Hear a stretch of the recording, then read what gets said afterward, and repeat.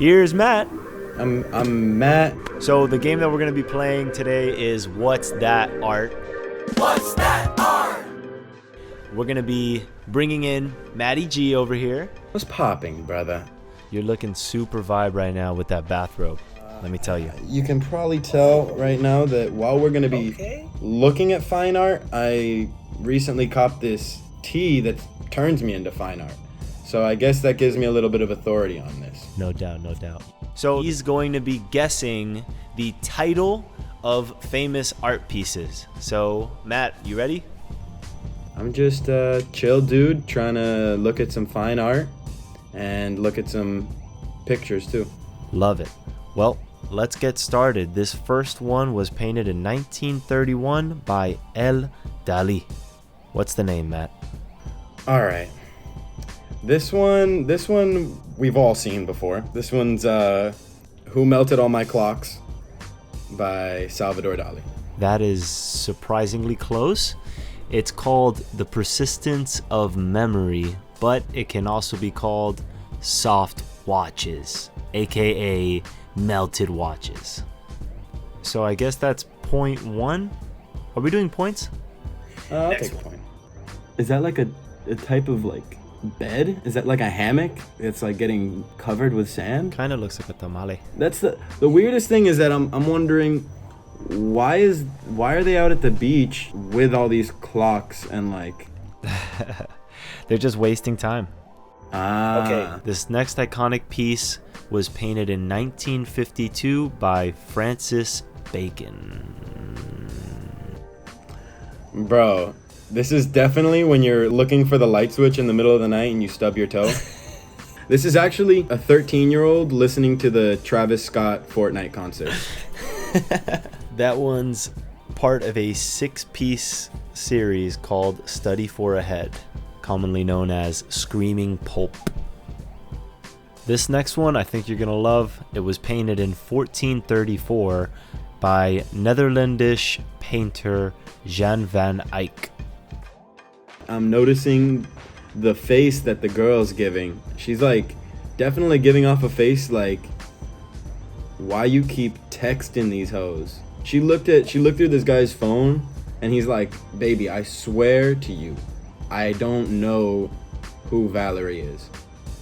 What blows my mind is the fact that there's like a mirror in the background that's capturing, I guess, the person drawing the picture. It kind of looks like they're using an iPad. Yeah, right? Natural lighting in here. Definitely. Okay, she's mad because she did her own eyebrows during quarantine, and he's like, baby, I can't tell the difference. And she knows he's lying. This is definitely them going to the movie theater, and she's hiding snacks in front of her belly to make her look like she's pregnant. She's definitely hiding snacks in there. Nah, yeah, she a thickie. Ass so fat you can see it from the front though. Anyway, this one's called the Arnolfini Portrait. It was painted on an oak panel, which is pretty crazy, considering how detailed it is. On to the next one, we have a painting by Leonardo da Vinci, painted between 1513 to 1516. It's considered to be his last painting. What's the name of this one, Matt? What's that art? This is definitely your aunt at the family function when you're playing hide and seek with all your cousins, and she's trying to like tell you where your cousins are. Yeah. He's just like, yo, if this game lasts another 5 minutes, this kid's gonna quit. He's like, they're in the tree, bro. Yeah, she's trying to like low key tip him off. Let me just shout out that you had this haircut one time. Oh, at one point, right, man? Oh, You had this haircut, bro. dude, if he had bangs, if this person had bangs, it'd be you back in the day. Oh my! You know, this was me on a good day. I want to have the people vote on who's who. You decide. Anyway, that one's St. John the Baptist by Leonardo da Vinci. This next one is just a nice day. Painted in 1884 by George Seurat. I'm pretty sure this is the one that makes the kid from Ferris Bueller cry. Definitely. Because everybody else is looking at something away from the audience, like the person looking at the picture. But the little girl that you can see dressed in the white, she's staring directly at the painter. And I'm pretty sure that's a representation of how everybody in this world has like so many things that they're focusing on, but sometimes the purity of a child is that thing that'll pierce right through you, you know, see right into your soul. This one's also famous for the style that it was painted in. It's one of those ones where you paint just in dots, in all dots. Pointillism. Mm-hmm. This one's also called Totally Unacceptable Situation in 2020. As you can see from this girl on the right, this one's called a Dr. Miami post-op. This one's famous for the fact that it's showing like common people instead of the aristocrats. It's taking a step away from the Monet and Manet style of painting like really opulent images. It's just showing regular days. This one's called A Sunday Afternoon on the Island of La Grande Jatte. Coming up next is an American classic said to have inspired the show Mad Men. It was completed in 1942 by artist Edward Hopper. Basically, this one's definitely a man cave must-have. It was actually sold to the Chicago Museum of Art for only like $3,000.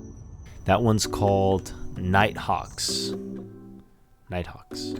This next piece is super famous, painted in 1930 using oil on beaver board, which is a little inappropriate. Artist name is Grant Wood. Should look at that. What's the name of this one, man? This one's American Gothic. This one's definitely American Gothic. The reason they call it American Gothic is the style and design of the house behind them. Don't say you're goth if you don't look like her. Some people don't really appreciate how bald his head is. That takes like some shaving, right? No, my thing is you can't say you're bald if you actually like shave your head with no hair on your head. Like that's called shaving your head. You have a shaved head.